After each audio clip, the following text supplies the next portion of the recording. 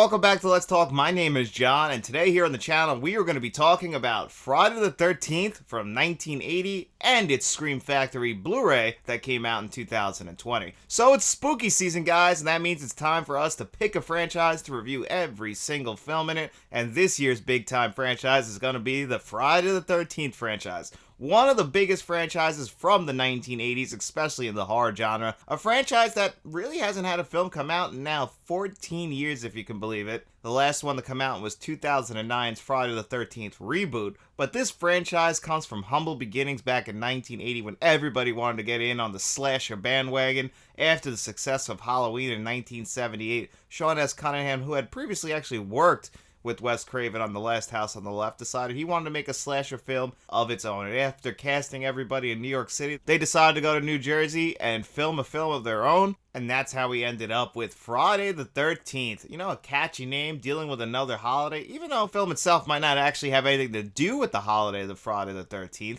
But it has to do with a summer camp killer, killing a bunch of camp counselors. This film revolves around a group of camp counselors heading to Camp Crystal Lake, or as they know it as, Camp Blood, because back in the 1950s, a boy there drowned, and then the very next year, a few camp counselors were murdered. Unfortunately, the camp counselors back in the 1950s just couldn't stay away from drinking, doing drugs, and having sex, and on that, it tracks people, and especially in the slasher genre, that's the big slasher tropes. If you're having sex, if you're doing drugs and you're drinking, more than likely you're going to be killed. And these camp counselors, unfortunately, because they weren't paying attention, a little boy named Jason Voorhees died there. And after those two tragedies and back-to-back summers, they shut this camp down for a long time. But now they're trying to reopen it. One guy gets this idea, you know what, I'm going to invest some money in here, I'm going to rebuild this, and we're going to have ourselves a brand new summer camp for all the kids. But we got to get all the counselors there before for 2 weeks, put this camp together, and that's what he does. He calls up all these teenagers to come there,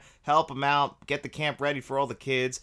But before you know it, everyone starts to get picked off one by one by one. And one of these counselors is played by a very young Kevin Bacon. And Tom Savini does the special effects on here. If anyone is a fan of horror, you know Tom Savini does some of the best special effects. He is the go-to guy. He's even had documentaries made about him. He pops up in a lot of movies as well, playing small roles. So you know Tom Savini's always game. He does some great effects in this movie, but this movie is very, very low budget. Made for about $550,000. Ended up making $59 million at the box office. So a huge hit for Paramount, who distributed it. Warner Brothers did the worldwide distribution for it, but Paramount was the ones who picked this one up. One of the most successful early independent films is Friday the 13th, and you could just see how much of a little budget they had on this film, and I think that's what really holds this movie back for me personally. I think Friday the 13th is actually one of the worst in the entire franchise.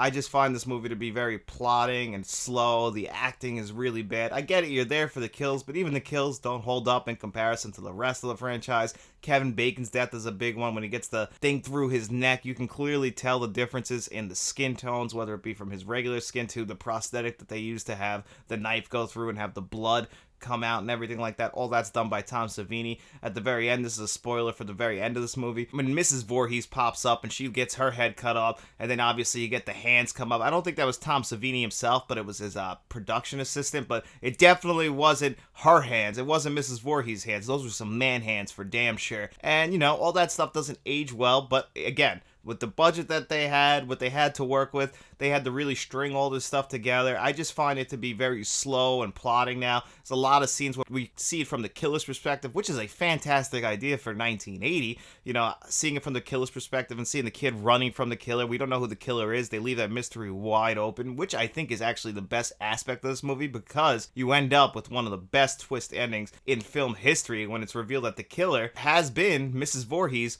all along, this sweet old lady that nobody was to suspect, but she wants revenge at those camp counselors who let her son die because they were too busy just having sex and doing drugs and all that nasty business. So she's out there now, she's killing everyone, and at the very end of this movie, she ends up getting her head chopped off, and our last survivor, the final girl, another horror trope. Well, what do we got? One last scare as Jason Voorhees jumps out of the water, Kid Jason, and grabs her and drags her into the water. and then we get our big shocking ending. That ending actually scared the shit out of me when I was a kid. Didn't see that coming. I feel like most people didn't see that coming.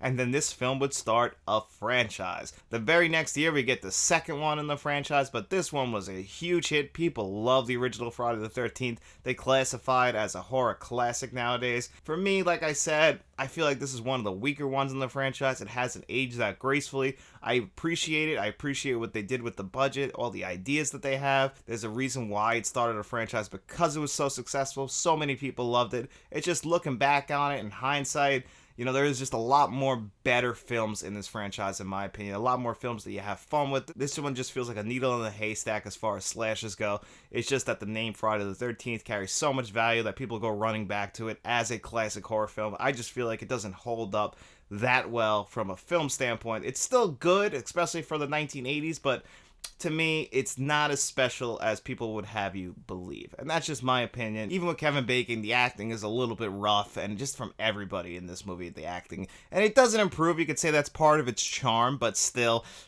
just so much of this movie takes me out of it. At least some of the killing is cool, but overall, for me, not the greatest in the Friday the 13th franchise. I think they will get better as we move along. But before we talk about the Scream Factory Blu-ray, if you are a fan of movie reviews, 4K Blu-ray reviews, lists, podcasts, and shorts, nothing helps this channel out more than by you just simply liking this video and subscribing to the channel. Kill her, Mommy. Kill her. Well, here it is, the Friday the 13th Scream Factory Blu-ray box set that was originally released back in 2020. A 4K Blu-ray for the original Friday the 13th was released last year. I believe it's the same scan because this did receive a bunch of new 4K scans, not for every single film in the franchise, but I think the first three, Jason Goes to Hell, Jason X, I want to say, and the 2009 remake, but they are all downgraded if they were scanned in 4K. To 1080p Blu-ray and placed in this box set. Now, Matt did the review for the 4K here on the channel, and I remember the 4K not being that well beloved, and since I don't love the film that much, I didn't feel like I needed to upgrade to the 4K Blu-ray, and this Scream Factory Blu-ray that's in this box set is actually pretty damn solid. So, we're going to come inside here, we're going to find Friday the 13th, we're going to pull that bad boy out, and you look at it, the original movie poster on the outside, you pop it open, you get 2 discs in there, and you get interior box art, which I always appreciate. It's like a throwback to what Scream Factory used to do with their Blu-rays. Clear casing, I mean just gorgeous box art here. You get the uncut version, the theatrical cut of it. You know, you get your choice of which one you want to watch. You got extras on both discs, different extras on both discs. The uncut version is going to have all the extras that you're used to seeing, you know, the making ofs, the aid reviews. Good amount of stuff, actually, I have to definitely say, for a collection like this that actually I believe has a bonus disc of extras. To have extras on both the uncut and the theatrical version is awesome. They really sprung for all the bells and whistles. The audio track, it's going to start on the 2.0 mono track, so if you want to listen to it in the DTS HD 5.1 track or the commentary, make sure you hit that audio options and change it to it, or else it's just going to start in the mono track, which for fans of the film might want to watch in the mono track to get that throwback feel to how you used to watch it when you were a kid. But I preferred to watch it in the DTS HD 5.1 track, test that out, see how it sounded, and I think it sounded pretty damn good. You know, obviously, source material is going to be a big issue with a lot of the early Friday the 13th films, and the first one you cannot escape some of the echoes that it has, how some of the people sound like they're a little bit too far away from the mic. You know, that's just stuff when you're filming a movie for $550,000 on location in New Jersey. You're gonna have those issues. It's to be expected. You know, you can't perform miracles and make these things sound like they recorded yesterday, but the one thing that does sound like it was recorded yesterday is that classic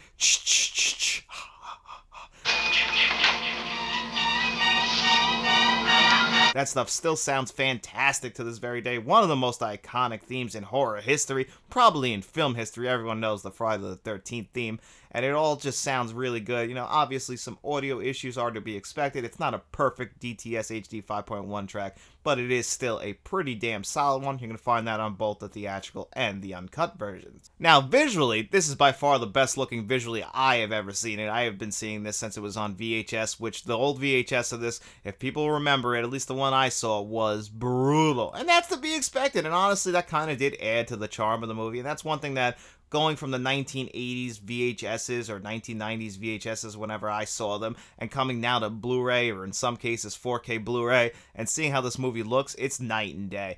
I don't know if that's a good thing in a sense, just because, you know, this is the kind of movie I would actually still like to watch on VHS in the fall, get that old feeling on a CRT TV, you know, the crisp air outside. That could be a lot of fun, but with this Blu-ray, you know, it feels like it kind of is brought to the modern day. Obviously, you can't clean up everything again with the source material, but it is a beautiful scan. There's a very low amount of film grain now, a good amount though that you still have to make the resolution look really clear. The colors now kind of pop off your screen. Now, it's still pretty flat looking, but I think that the daytime shots, I mean, like once we get past the credits and the opening scene when the girl gets picked up by the truck driver and she first gets to camp and all that stuff is in the daytime, that stuff all looks great. The scenes in the rain, that stuff all just looks fantastic, but there are some scenes where the skin tones will look a little bit muddy or a little bit fuzzy and just a little unnatural. I actually think it's a little bit worse in Friday the 13th Part 2, which we'll talk about at a later date, but with the first Friday the 13th, that stuff does kind of become a little bit noticeable, so it's not the most perfect transfer I've ever seen. I know that the 4K had some issues where with overexposure, with lighting. You don't have that many issues here in this Blu-ray, but just don't expect this Blu-ray to be the best Blu-ray that you have ever seen, because it definitely isn't, but it definitely is a solid Blu-ray and a solid upgrade if you've just been holding on to previous DVDs, or you even had that tin that it originally came out in, I believe, like 2008, when that was the last time we had a complete collection of the movies before we got this. Before this, you had to either have that complete tin collection, buy on eBay for like $150 to $200, or you had to get that 8-film collection, which is what I had, and then buy the rest separately, which was very disappointing, but it's really nice to have them all in this beautiful box right now. So how would I rate the original Friday the 13th on Blu-ray from Scream Factory, including how the quality of the film is, the picture, the audio, and the extras? I'm still going to give it a pretty solid 8.5 out of 10. Even if I don't love this movie as much as other people do, I can recognize it as a horror classic. It started a franchise that I absolutely love, and I still get some enjoyment out of this movie. And if you're going to be watching it, this Blu-ray is probably the best way to watch it, even over that 4K, because I heard that 4K has some problems, but I cannot confirm that without seeing it with my own eyes. But I could definitely say that this Blu-ray from Scream Factory is definitely really solid.